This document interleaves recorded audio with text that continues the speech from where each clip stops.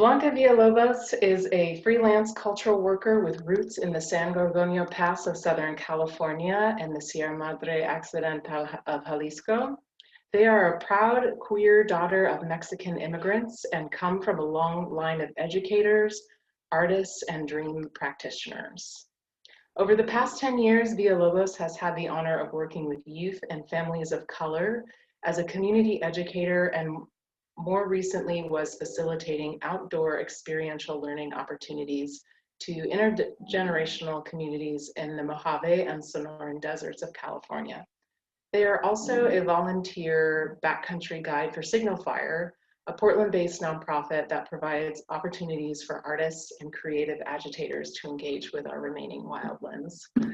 So I met Blanca a few years ago and have just always been so floored by her work and the way she approaches plant work in relationship to social justice, and her work as an artist and a cultural worker. And I'm so happy to host you, and we will quit taking up your time.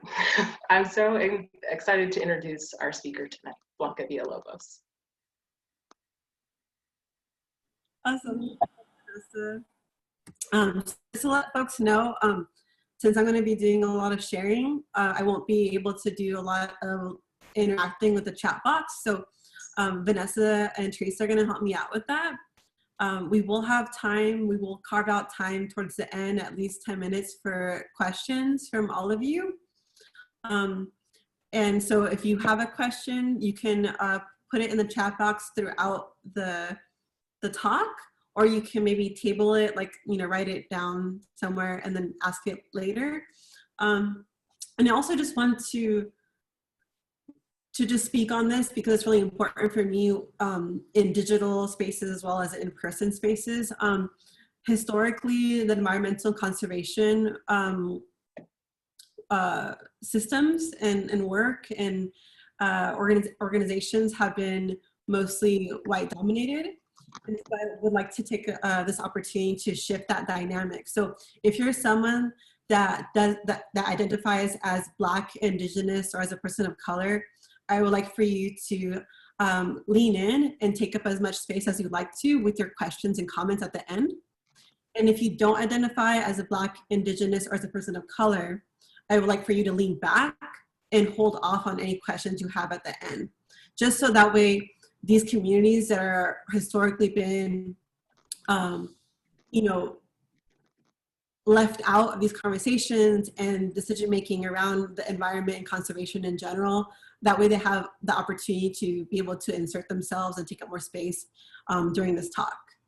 So we'll go ahead and continue. So my name is Blanca. I use she, they pronouns. If any family is on the call, they know me as Stacy. That's my middle name.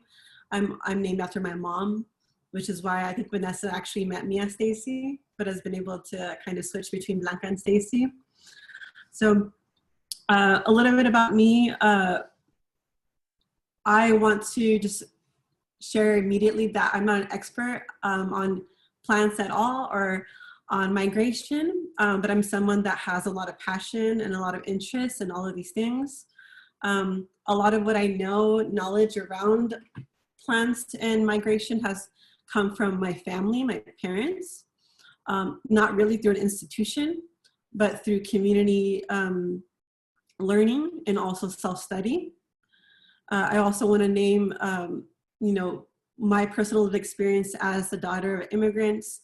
So a lot of what I know through migration comes from also being a daughter of immigrants, of migrants, and being someone in relationship to many people that are immigrants and migrants.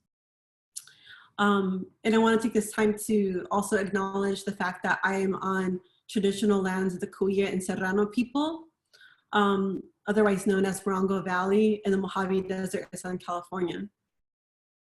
In addition, I want to name some of the teachers. So obviously the plants, they teach me a lot. A lot of the living things like the butterflies and the tarantula hawks and many of the other winged creatures, winged beings that live around me that I get to see every day, as well as teachers that are humans. Again, my parents. One of my brothers in particular, his name is Paul.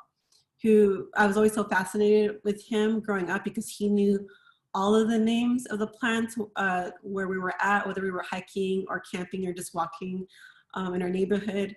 He knew so many names to trees and plants and animals. And I had, and this was from his own self-study. He didn't go to school to learn these things. He would just look through books, buy books, ask questions.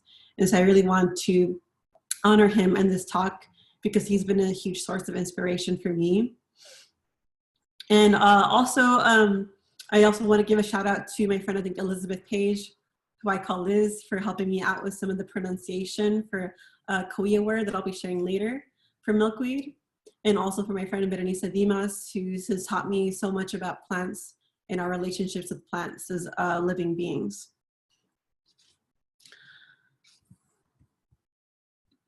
So I'm going to continue here. So I've actually wasn't even interested in milkweed prior to 2020, to be honest. I knew about milkweed, but it wasn't really on my radar very, very much. And for some reason, just this past March, I was just so fascinated by them because they looked so odd when I would see them on the side of the road or on the side of the trail. At the same time, my brother, Israel, was growing milkweed in his garden and was sending me updates on his monarch butterflies, on his milkweeds, like every other week. And it was really sweet because I come from a really big family. I have 8 other siblings.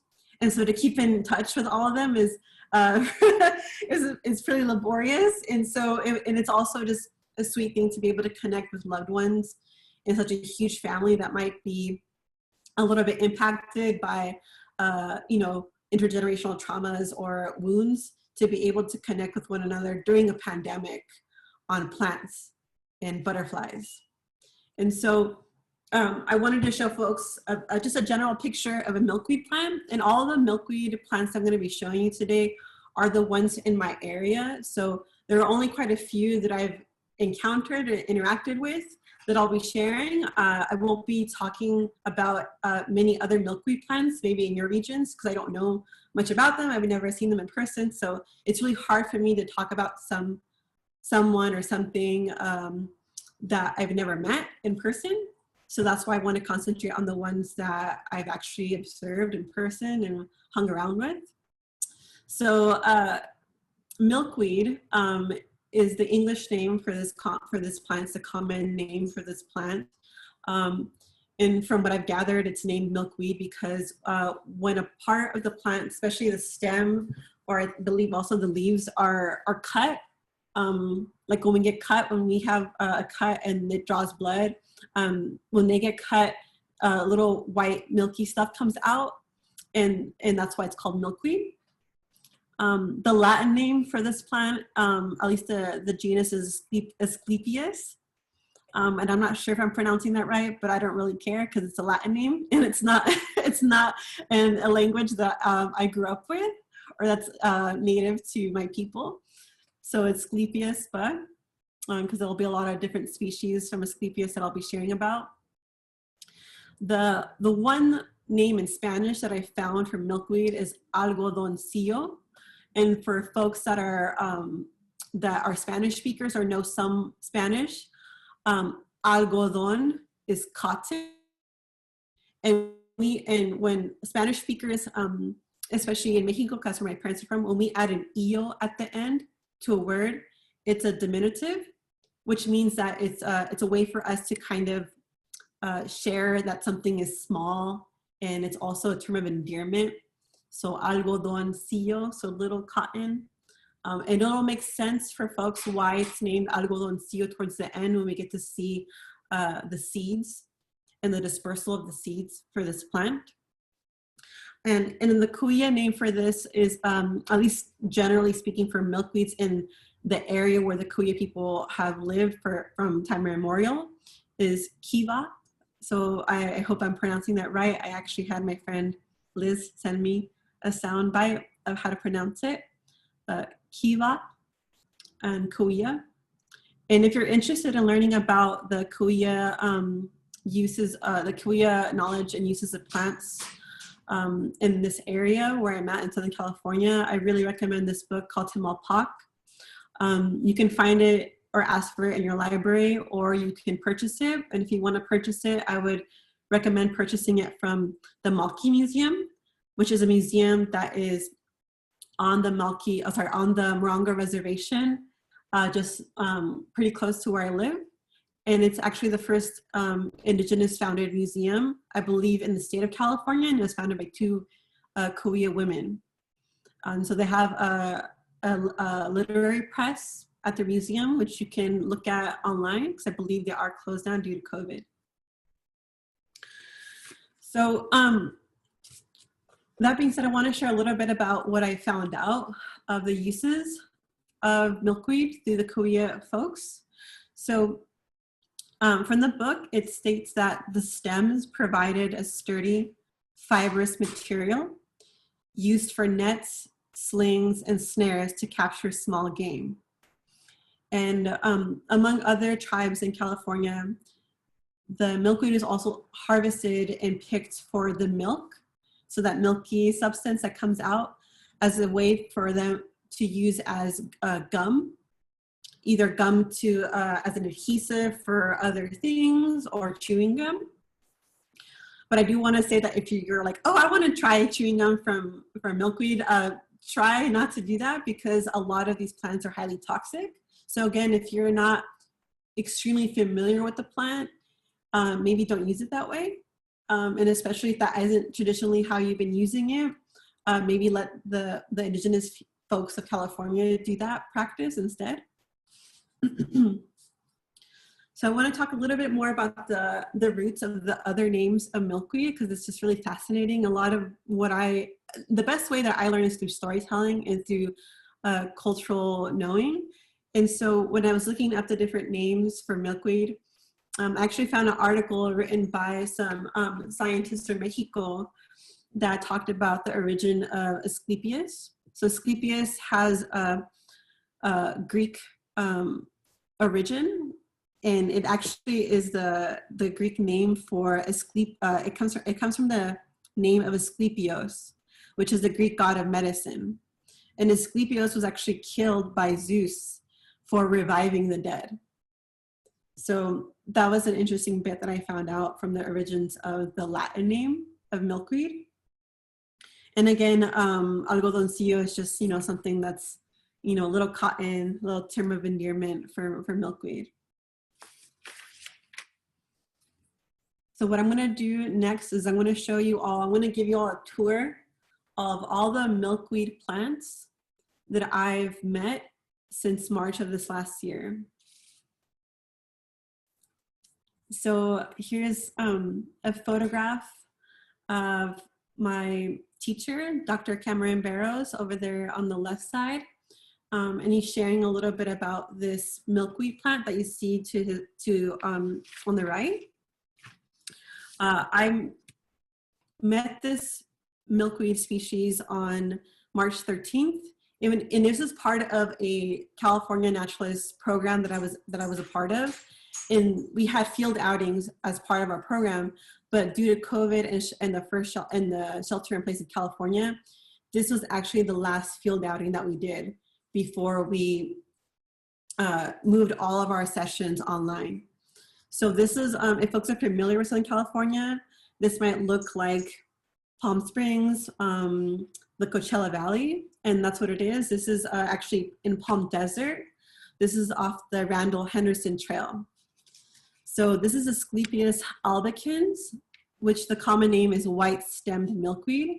And you can already see how different it was from the previous photograph of milkweed, right? This one has pretty big leaves, broad, and this one seems to have no leaves at all. And the color is very different. It's kind of like a whitish green, gray, right? It's like reflected from the sun, which a lot of plants in the desert have this kind of quality to them as a way to have their own sunblock to protect them from the sun. And this species of milkweed can actually grow from 1 meter to 3 meters. And for folks that aren't familiar with meters, I'm not, 1 meter actually equals 3 feet. So if this plant actually reaches 3 feet, or sometimes even, 3 meters or 4 meters. It can actually reach up to 12 feet. That's a pretty big milkweed plant. Okay. This is the same species, the white-stemmed milkweed, but it's on the same trail, but it's not the same plant. So just giving you some reference and some scale with some of the other plants, desert plants that are next to it. I think I can see a little bit of yerba santa to the left and some brittle brush over to the right. But they're pretty tall. I know for me, when I saw it for the first time, from far away, it looked like an ocotillo plant because of the way that it was going up and it was really tall. But whereas ocotillos are pretty erect, milkweeds tend to kind of droop a little bit. At least this one does. So I could tell it wasn't an actual ocotillo from far away. Plus, it was missing all the thorns. And now to the next one. And these are, I'm listing these chronologically from when I met them. So the last one was in March of this year. And this one I saw on June 19th in 29 Palms. I was visiting a friend and I started to see these milkweeds on the side of the road after Yucca Valley off the 62 freeway and then going into 29 Palms. And this is a desert milkweed. It's Asclepias erosa.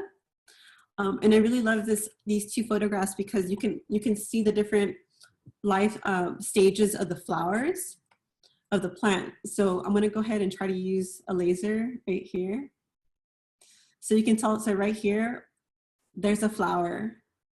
There's a bud opening. Here's some more, right? And the rest of these are still closed. The buds are still closed. And if you look here, these are all the flowers that have drying and are possibly gonna be forming into seed pods, which are known as follicles on this plant.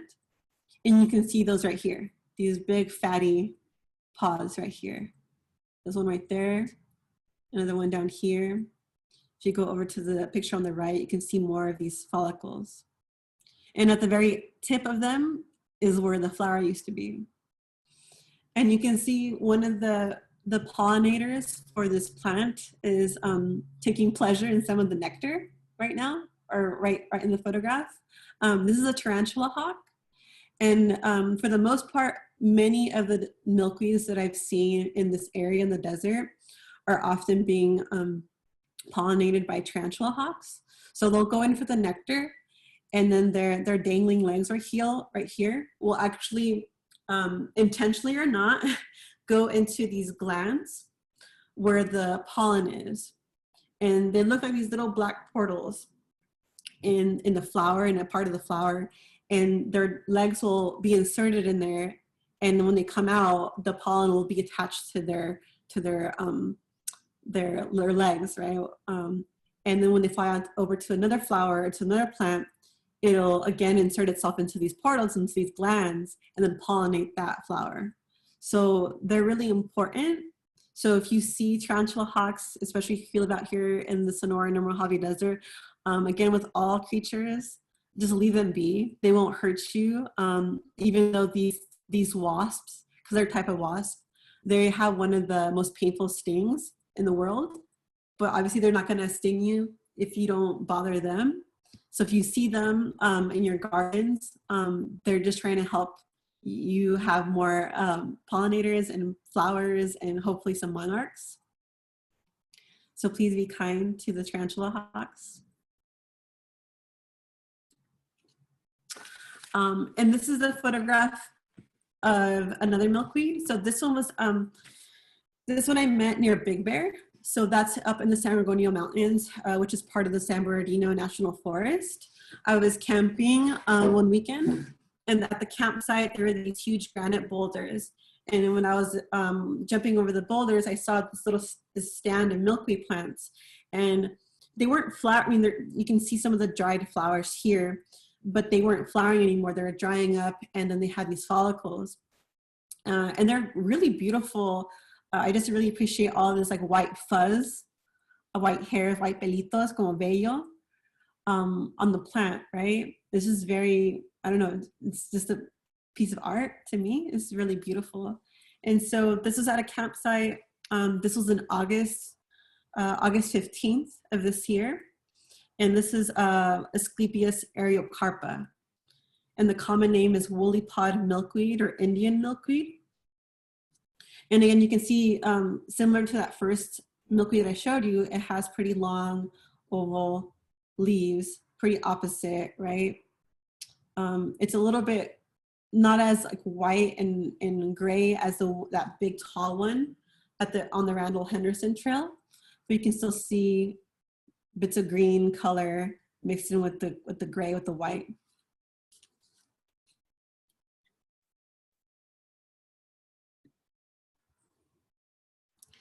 And then in September, actually September 1st, I went on a hike in the Pioneer Town Mountains Preserve in the Mojave. If folks live close by, you'll know the trail at the preserve, which is called the Indian Loop Trail.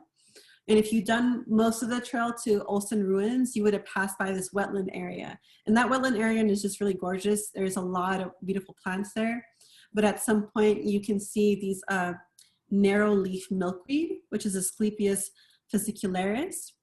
These are the only milkweeds that I was able to meet this year that weren't a yellow or cream color. You can see that these ones have a little bit of this like pink hue to them right here, right? And the leaves here are pretty new, they're pretty skinny, still opposite, and they're a lot more green.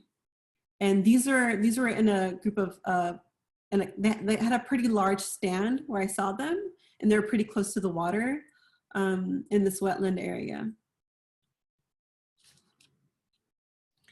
Some folks also call them Mexican world milkweed as well.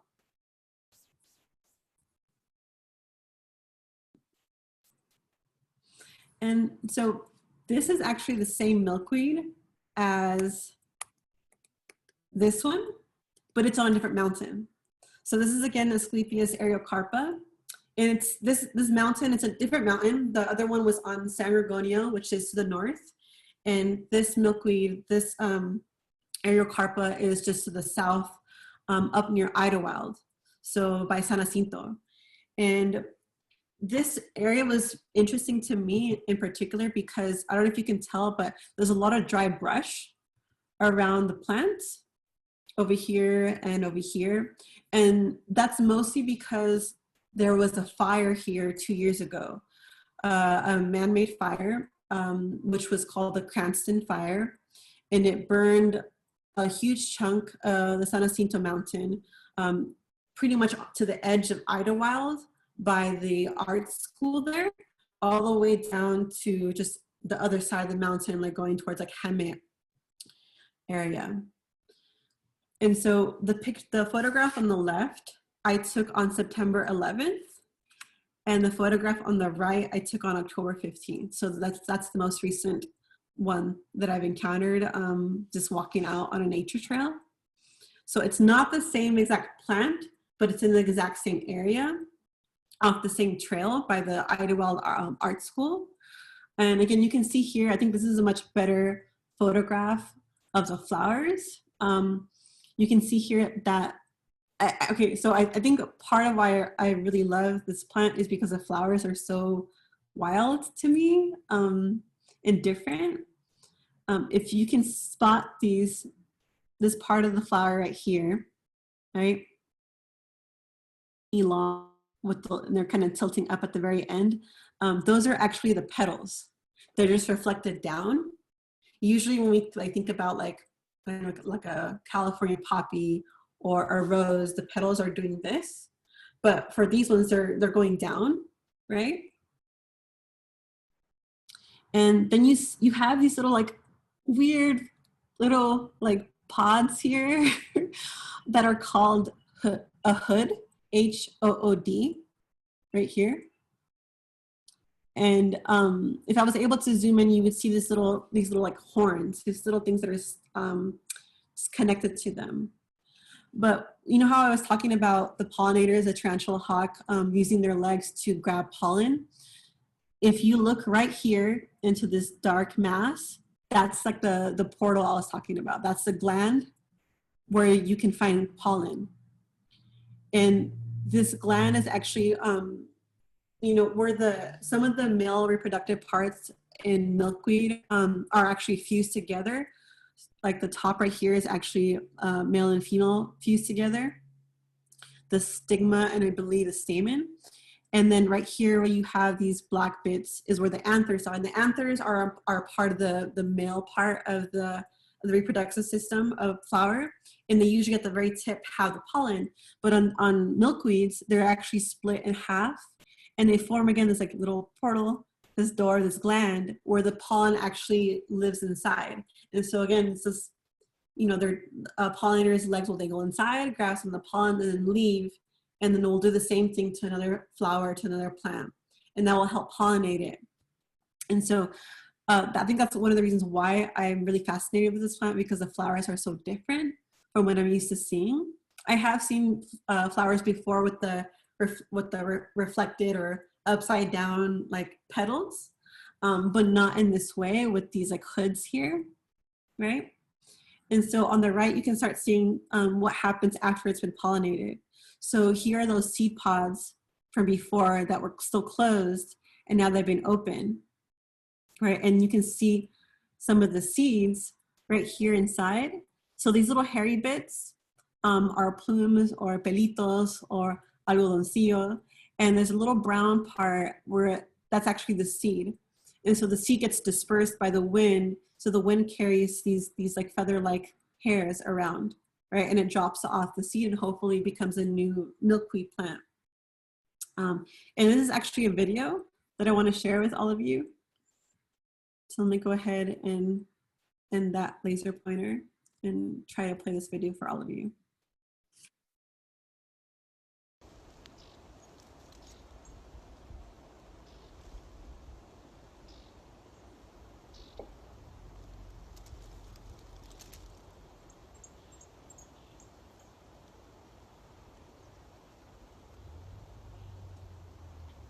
Yeah. So you can kind of see, you know, there was a little bit of a breeze when I was up there in the mountain, and hopefully with enough dynamic like breezes and bursts of wind, these little follicles, these little hairs will drift away and will move the seed somewhere else. There you go. So here's some more photos of the seed right here. And the little hairs, the pelitos, and the plumes that help carry it around. So if you think about like a dandelion, right? How a dandelion, a lot of us grew up with the memory of waiting for a dandelion to go to seed.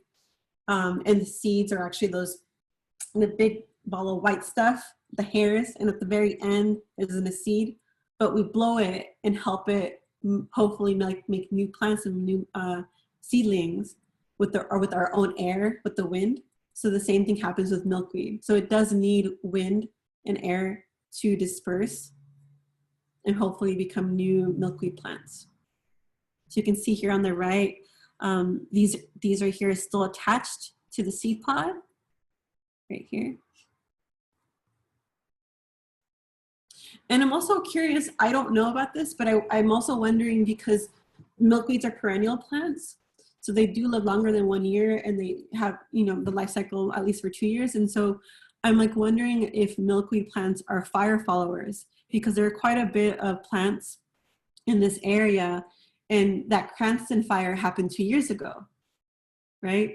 And so I'm wondering if milkweed actually likes fire or what, or if they, you know, if they're able to grow better in areas after they've been burned. So that's a question I have for myself that I would like to look up later, but I also welcome anybody on the call later during the Q&A if they want to share what they know about milkweed and fire. And here's the last milkweed plant that I've come across. This actually lives in my backyard. This is my first milkweed plant that I bought. I bought it at the local nursery here. If you live in the Morongo Basin, in the high desert in California, there's a nursery called Cactus Mart, and they have quite a few native plants to this desert. They also, a lot of nurseries that carry like native plants will sometimes, native like desert plants will sometimes grab plants actually from Arizona, and those aren't always we don't always have the same desert plants as Arizona. So this nursery does have both. They'll have desert plants from all over the world, also Arizona. But if you ask for specifically for, you know, Mojave Desert or Sonoran Desert specific to California, they'll often have some of these plants there. So this is rush milkweed, Asclepias subulata. And you can see here there's 2 tarantula hawks helping pollinate the plant while also getting some of the nectar. And I have a video over here on the right that I want to play.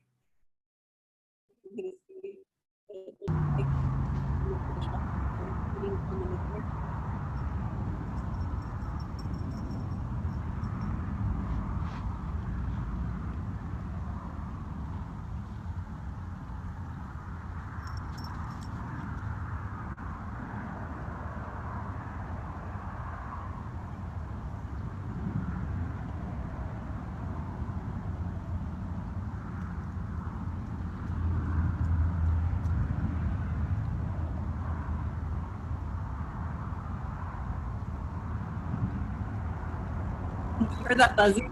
I got too close to their plant. So obviously the other one was letting me know that I was too close. So again, I gave them some space and backed off so that way they wouldn't think that I was harming them. Right, so I want to go ahead and transition now into a different pollinator, the one that people probably know more for milkweeds, which is the monarch butterfly. And monarch butterflies are really important to the people from my ancestors' homelands in Mexico. My family is from Jalisco, and they migrated to Nayarit and then to the US. So we're not from Michoacan, where a lot of the monarchs go to overwinter in the pine and fir forests over there. But as a kid, driving to Mexico from Southern California to visit family and to get to know more about my roots, I actually was privileged enough to one day, we were going through San Blas, Mexico, on the west side of the country, and we actually saw part of the migration, and it was incredible. There were so many monarchs that, you know, we felt really bad because we were driving through their path. And if folks have seen any of the migrations where they live, especially on the freeway or just in your neighborhood road, you'll often see a lot of the butterflies on the hood of your car, right? So it's really sad because you know through a lot of our development, we are actually assisting in their decline through a lot of people driving, a lot of other factors that include climate change and whatnot. But before I get to a little bit about how to support monarchs and milkweeds, I do want to share a little bit about why monarchs are important for people from Mexico. So the return of the monarchs from their migration from Canada and the northern United States and just California in general is because it actually aligns with the celebrations of Dia de los Muertos, Day of the Dead, which is actually coming up pretty soon, in the beginning of November. And so I have this really short clip that I found online that I want to share with all of you. It has English narration on it, and I just want to share a little bit about why why they're important to this celebration at this time of year, and also just what it looks like in Mexico if you were to ever have the privilege to go to one of the sanctuaries or the reserves there.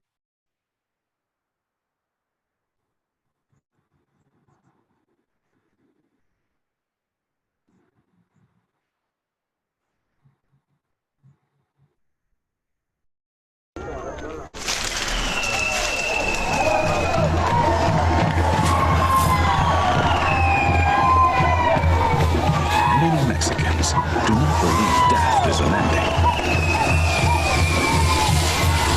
They embrace it as an essential part of an ongoing natural cycle.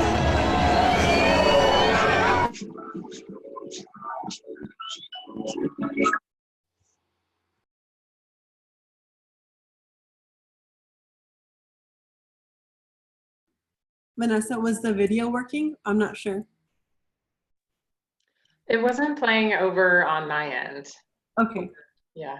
Okay, maybe there's some glitch on there, but I'll be happy to share that with folks later if they want to. I can send you a link, or you can just Google Day of the Dead monarch butterfly return or migration.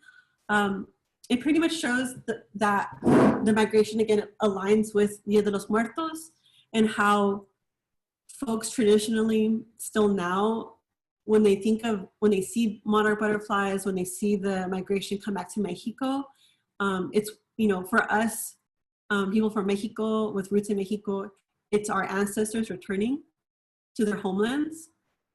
So again, you know, when we think about Day of the Dead, it's, you know, obviously celebrating our loved ones that have passed on, but it's also celebrating life. And the monarch butterfly represents so many things around death and transformation and transmutation, right? And so a lot of the times you'll see a lot of art around Day of the Dead that includes the monarch butterfly, that includes butterflies in general.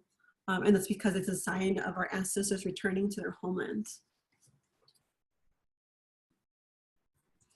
And here are some other pieces of my culture's connection to butterflies in general. So there are two images here. The one on the right is more contemporary, and the one on the the one on the left is more contemporary, and the one on the right is pre-colonial. So the one on the right is from the Borgia Codice, the Borgia Codex, and the one on the left is from an oracle set that a friend of mine actually made. And so these are two representations of this energy or deity called Itzpapalot, which means obsidian butterfly. It also means clawed butterfly or feminine warrior. And so I'm going to read a little bit about what my friend Veronica Iglesias wrote about Itzpapaloto and what this energy represents for folks in Mexico. So I have it in English here. I'm not going to read all of it, just a portion of it, so you can get an idea of what the obsidian butterfly means. So Itzpapalot represents the spirit of transformation and transmutations derived from the metamorphosis of the butterfly. She teaches you to not fear death and the process of life, death, resurrection. For this process of rebirth will bring you to higher levels of consciousness and inner strength. To become a butterfly, you must pass through all stages of growth. She shows you the path of the warrior, the woman who lives and dies and recreates herself. She is the protector of the mages and the wise women. She teaches you to see what is invisible, to hear what is unsaid, and to see what is overlooked. So for the most part, I don't interpret these energies or deities with genders, with the binary system. So when this booklet says she, I often think about, you know, the feminine qualities and not like a cisgendered woman. So this can apply to anybody because everyone, you know, for the most part has both masculine and feminine energies. So that's a little bit of a contemporary look and interpretation of Itzpapalot and the butterfly and what it means.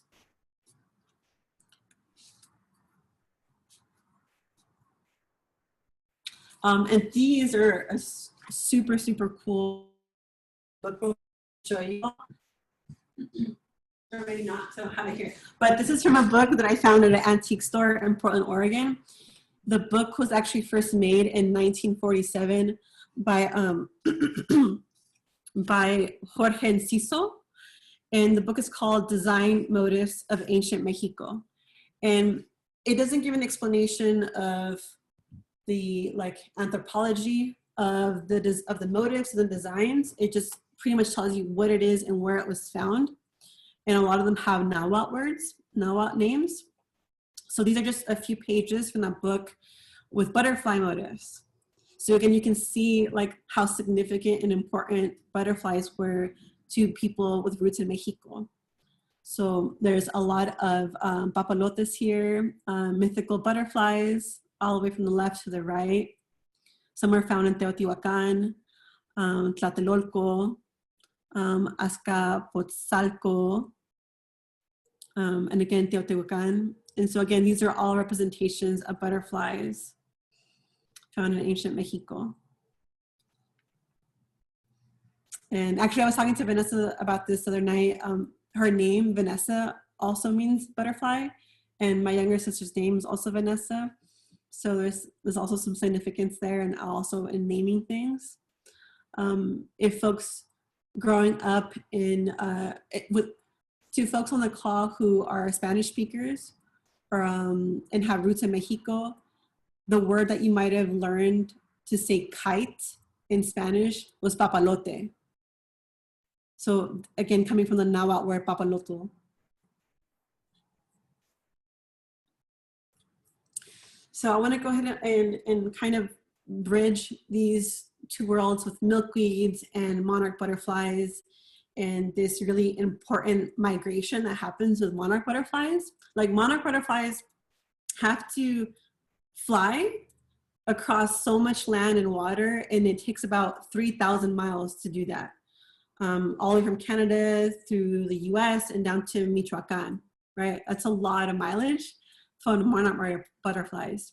And that's why it's really important that they have access to milkweed plants, to other nectar plants that are native to the areas where they're landing to fuel them, right? And to also provide nourishment for the caterpillars.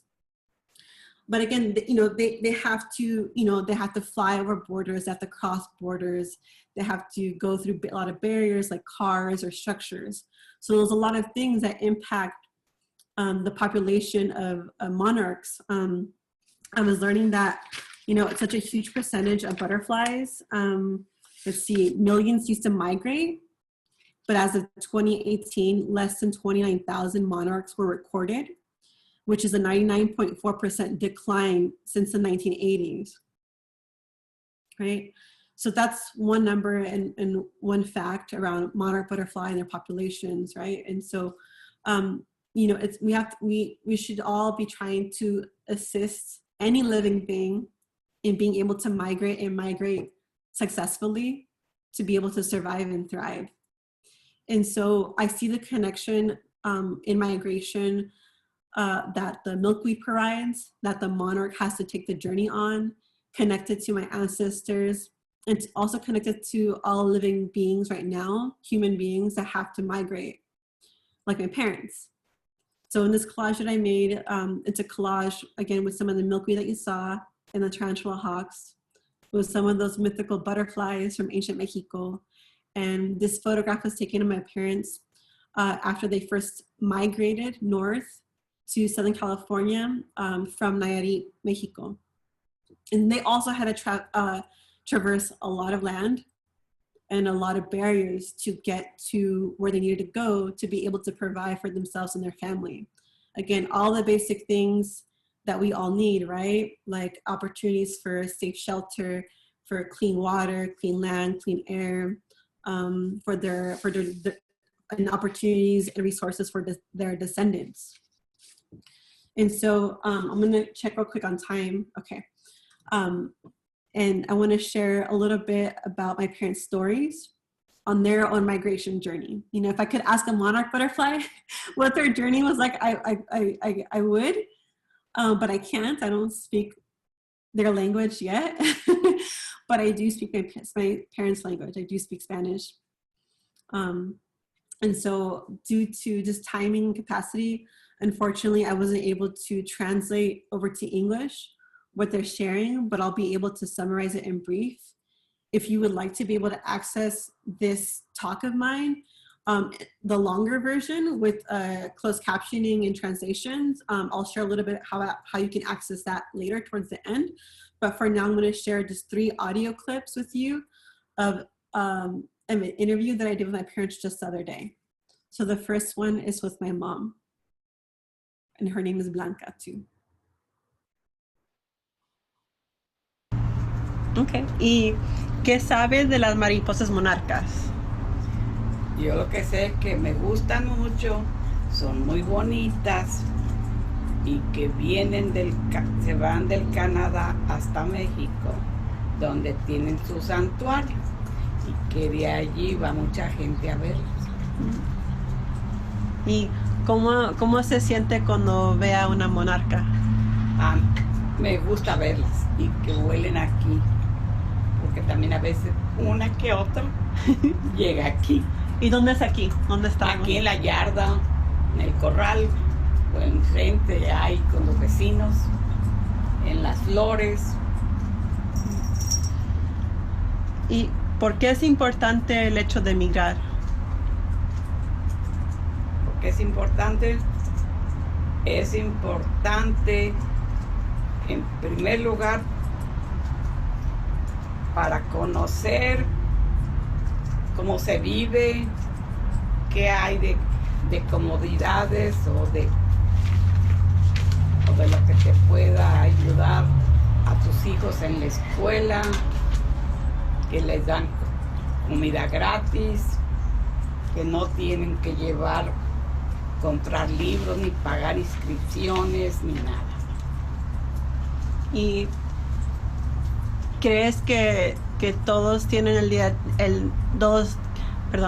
crees que todos deben de tener el derecho a migrar? Todos, pues yo digo que sí, pero hay unos que no pueden por ciertas circunstancias o razones. So I asked my mom a couple of questions. The first two were about monarch butterflies, what she knew about them, and if she's seen them. And so she shared that the little that she knows is that they travel from Canada all the way to Mexico, and that she loves seeing them because they visit her garden, the yard, the neighbors, and so she really enjoys seeing them. We get quite a bit of monarch and actually swallowtail butterflies in my parents' home. And then I asked her about migration, like the importance of migration, and also if she thinks that everyone should be able to migrate, if that is something that everyone should be able to do. And she was sharing that being able to migrate, to move around, to establish yourself in a new place is really important. She said for her is it's important to get it allows you to learn about a place. It allows you to also be able to provide for your kids, or your family, your community, things that maybe the other place where you left didn't provide or have resources for, right? And so I think about, when she shares this, I think about all the different times I've migrated. So we want to think about not so much macro, but micro. I would invite all of you right now to think about how many times you moved. How many times you moved in your hometown where you grew up, why that happened, if you ever had to move out of state or out of the country, and why. Sometimes that's a decision that most folks without a lot of privilege have to do because they need to, not because they want to. Other times it's because they need to get away from harm, or because, like I mentioned, maybe the place where you grew up, it's the air is polluted so much that you're at risk of getting asthma, or the water is contaminated and you're going to get, might be able to get cancer or something later on. So you need to move and migrate. There's a lot of studies happening right now on like what climate change is going to do to migration of people, where people will have to be migrating to, due to climate change. So I want you all to think about how many times you migrated to different places, whether it was something like, oh, I want to, or I have to, and why that had to happen, and any barriers that might have come up because of that. But also, what happened after you migrated? Were you able to see loved ones again? Were you able to gain access to resources? And also, what were you leaving behind? Like what stories or, loved ones or traditions were you leaving behind from having to migrate and possibly not being able to return? So on the right here, I have 2 audio clips from my dad, and his name is Manuel.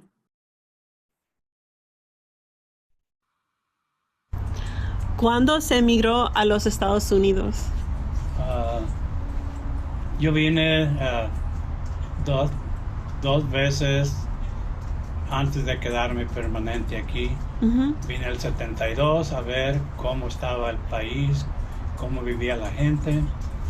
Me regresé a México, trabajé de agricultor 2 años y decidí venirme el 74 porque no podía sostener la familia en México con lo que ganaba. Y al fin del 74 decidí ir por la familia de regreso a México y traerme toda la familia que cruzamos ilegalmente el 75, en 1975, y buscando una mejor vida. Y nunca tuvimos ningún problema con la migración, así que me tocó suerte, encontré trabajo y vivíamos mejor.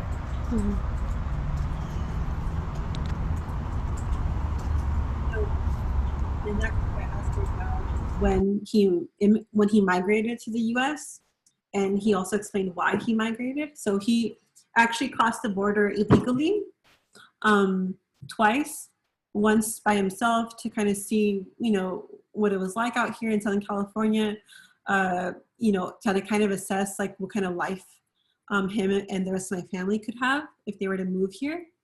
And then they returned to be able to bring everyone back. And so in 1975, half of my family, not all of us were born in Mexico. I was born in California, but I have a family of 11, and half of us were born in Mexico, another half were born over here.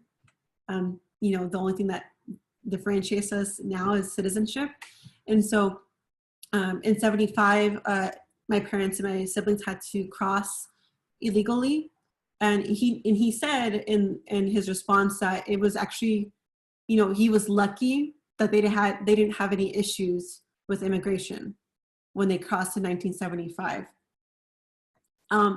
And just to kind of pause there, in 1975, ICE, which is Immigration, Customs, and Enforcement, ICE didn't exist at that time. ICE actually has only existed since 2003. And it was founded and created by the Bush administration. So we have been able to live without ICE before, and we've been able to live without big walls before. And being able to migrate, going back and forth, is a natural occurrence in all human beings and in all species, right? That they have this pattern of needing to, I know the indigenous communities here, the Cuy and Serrano, and a lot of indigenous communities, if they live in the desert at one point for winter, in the summer, in the winters, they'll go to the desert, and maybe in the summertime, they'll go up in the mountains. So, a lot of communities needed to move for climate reasons. They needed to migrate as a way to exchange with others. Like I know right now, a lot of us can exchange through our phones and through the mail, and we can have exchanges by driving somewhere else and meeting someone else for a hike. But before all of this existed, we've had to actually physically walk to places to have cultural exchanges, right? To either provide or receive resources, right? Or just for, be able to pass on traditions and share medicine. Like a lot of ancestral routes here in what's known as North America, a lot of people were using these routes. That's a lot of them still exist and are now named after white men. They existed because we are a nomadic people. Like we migrate for different reasons, and we should be able to have the freedom to migrate and to move without any barriers. And so I'm going to go ahead and play the last clip before we go ahead and move on to questions. Y la última pregunta es, ¿por qué es importante el hecho de emigrar? Bueno, el hecho de emigrar es por buscar una mejor vida que no la podemos tener en nuestro país de nacimiento. Y por eso es cuando tienes una familia de 4 o 5, no puedes vivir deshogadamente en México, donde vives, donde naciste. Por eso yo creo que es importante emigrar a cualquier parte. En tu mismo México puedes emigrar, buscando un lugar mejor, que eso es lo que hicimos nosotros. Mi padre y yo emigramos a Colima, emigramos a Tabasco, de regreso nos venimos a Colima otra vez, y después a Nayarit, donde nos establecimos un poco por unos 9 años. Y fue cuando decidí yo ya con la familia venirme a Estados Unidos. Y ese migrante es importante porque siempre uno buscando una mejor vida, donde acomodar, donde vivir. Yeah. And so that's my dad showing a little bit about why it's important to be able to migrate. And he showed a little bit about, like, he's migrated quite a bit, even within Mexico. He was sharing that, you know, he was born and raised in Jalisco, and then him and his father and his sisters had to migrate to Colima, then Tabasco, then back to Colima, and then Nayarit. And when they migrated to Nayarit, which is just north of Jalisco, that's where he met my mom, and they established a family there with some of my siblings. But then, as he was sharing in that audio clip, and prior to that, like, you know, he was a farmer, agricultor, and, you know, he didn't share this on that clip, but on different clips and just in general with me, you know, it didn't serve him financially to be a farmer in Mexico, because Mexico doesn't see small farmers as potential for making money for the country itself. And so my dad was like, "What? I'm not going to be able to support my family being a farmer here, so I'm gonna move us so many miles north to be able to, you know, have access to opportunities, to be able to feed my family, feed myself, take care of our health," right? And so they did that. So I want to go ahead and just kind of wrap up here. Cuando se emigró a los... And share this beautiful artwork by Fabiana Rodriguez. She's a queer Latinx immigrant, and a lot of her art focuses on migration and immigration. I believe she co-founded Culture Strike, which their website now is called culturalpower.org, I believe. But I just wanted to end on this image because it is a butterfly, potentially a monarch butterfly, and you see these faces of people, you know, on either side of the wings. And you can see that their noses are curved a little bit like mine and my mom's, to show also to the indigenous roots, and also just as like a way to reflect that migrating and moving about has been something that human beings have been doing as long as we've existed. And it's really important to be able to support and advocate for those that need to migrate but are coming across so many challenges and barriers, like what is happening now at the border. And not only impacts humans, but also a lot of the animals and creatures and plants that we love. And, you know, right now there are 2 indigenous communities, one in Arizona, the Tohono O'odham people, that are, you know, protesting the wall there. And also over here in Southern California, in Kumeyaay, people are also protesting the wall because it is destroying ceremonial sacred sites. And, you know, and so if you can at all, you know, research, get to know why this is happening and why this is wrong, and also who's behind all of this. A lot of us here collaborate with huge environmental conservation organizations like the Bureau of Land Management and National Park Service, a National Park System. And both of those big entities have very racist foundations, and they're both behind what is happening right now with the wall and with the destruction of cultural and sacred sites of indigenous peoples. Not to mention all just the inaccessibility for our like jaguars and other animals to be able to pass through and migrate naturally, right? So I'm going to go ahead and end it there, so that way we have some time for questions and I can read some of your comments. So I'm going to go ahead and share the last slide here, if you want to write this down or not. But I have a website that you can visit to get to know some of my other work. If you have Instagram, this is where you can follow me. And then if you don't like websites or Instagrams or social media, you can always just write me an email and I can write you back. It's listed right there, Huixola, HUIXOLA @gmail.com. And, you know, I want to say thank you to Vanessa and the folks over at NPSO Siskiyou chapter for inviting me. But if you also want to be able to access any of the other like content that I'm creating around these subjects and themes and topics, you can also visit my Patreon page, which is pretty much a page where you can support financially artists and creative people, educators like myself, monthly through a minimum donation. And then you get access that month to different things that I offer.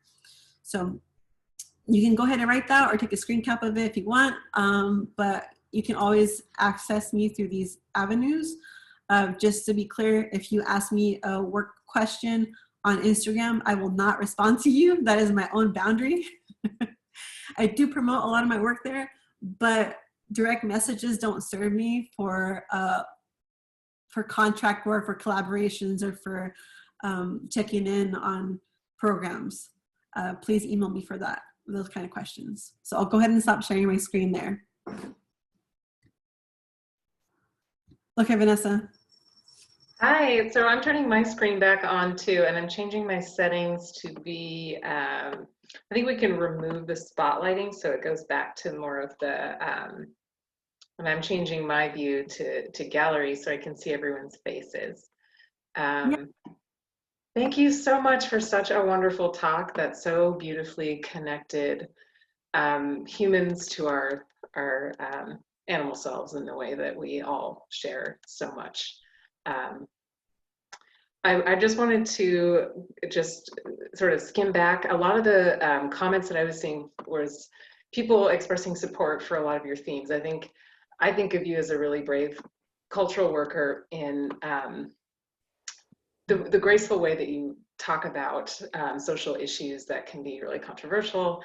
And so a lot of people were sort of backing me up that these messages are really profound and amazing, and the way plants bring these types of meanings into our own lives and the way that we can return those gifts to plants is really important.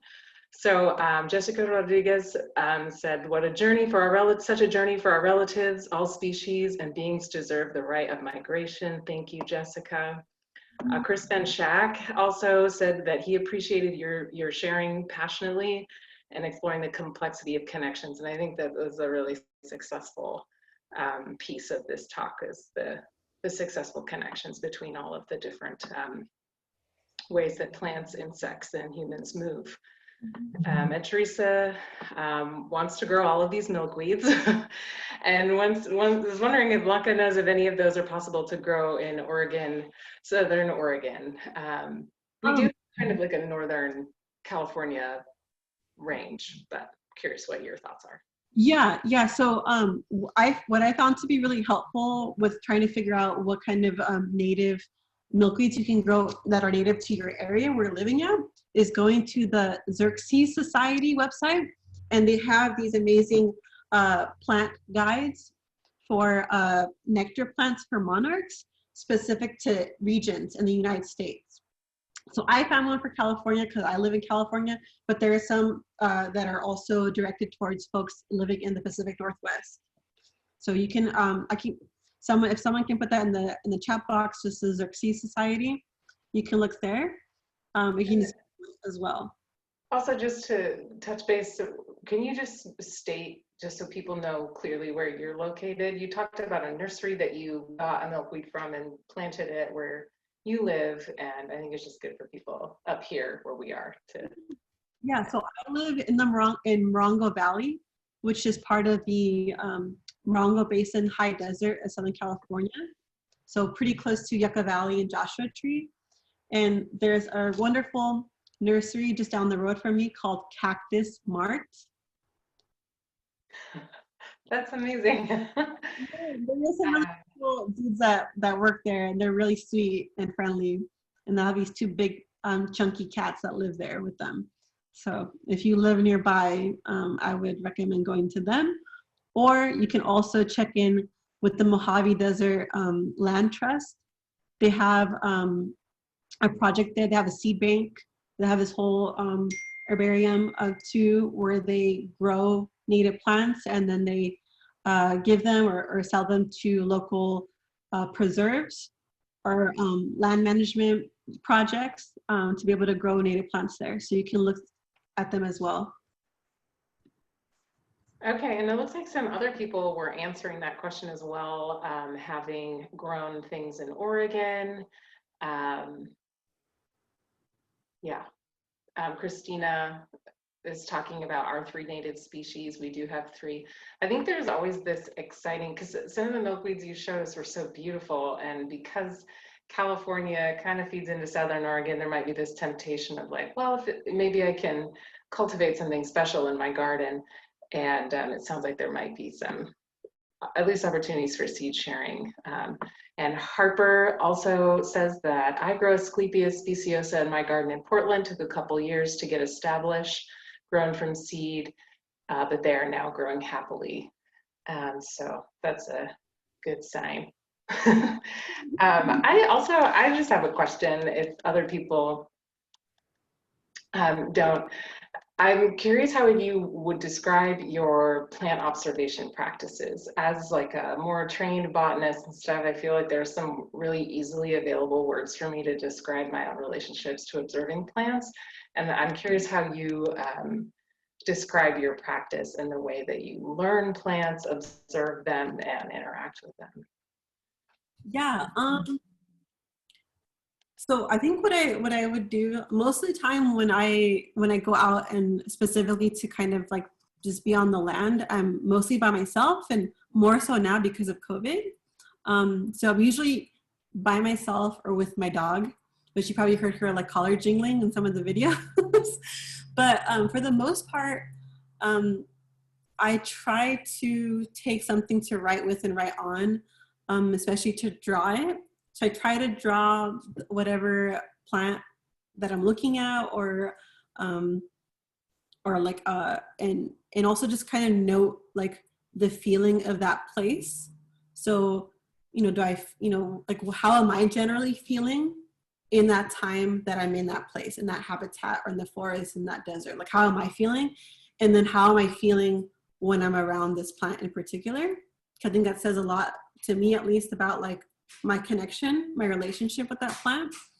And then I like to like look at the history of the area. So again, one of the Asclepias that I focused on was in an area where there had been a burn, and that burn happened right when I moved back to Southern California. So I often think about like what it was to felt like in that area to have gone, there was these big pine trees that were burned all the way, but just the very tip top of them still had vegetation on them.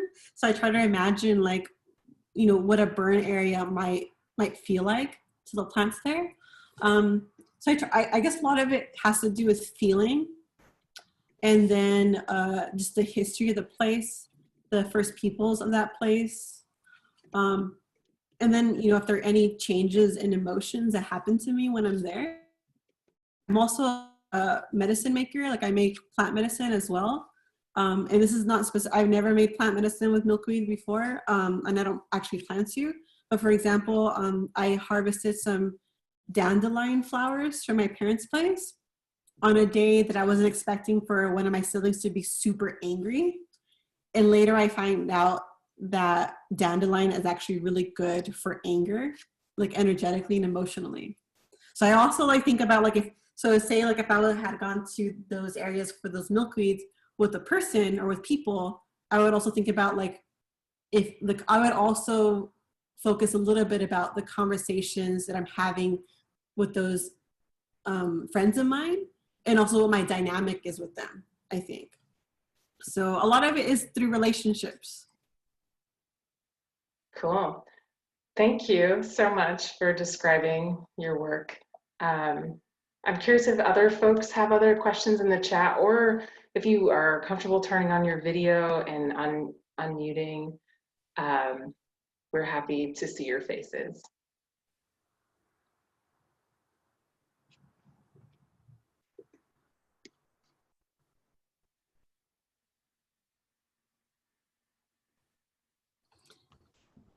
Okay, well, I could ask you questions. Okay, Caitlin, go ahead. Hello, everyone. Oh wait, I did not have a question, but thank you. Oh, I just saw your microphone come off. So for folks that want to ask questions, I kind of want to just reiterate what I had asked in the beginning, that if you are not Black, Indigenous, or POC, if you can refrain from asking questions and give this space a little bit more to BIPOC folks to ask questions.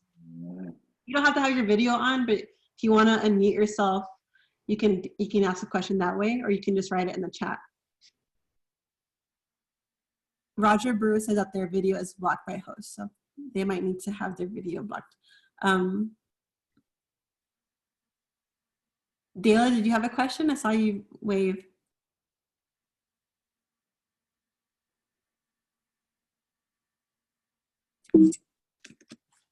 Ahí está.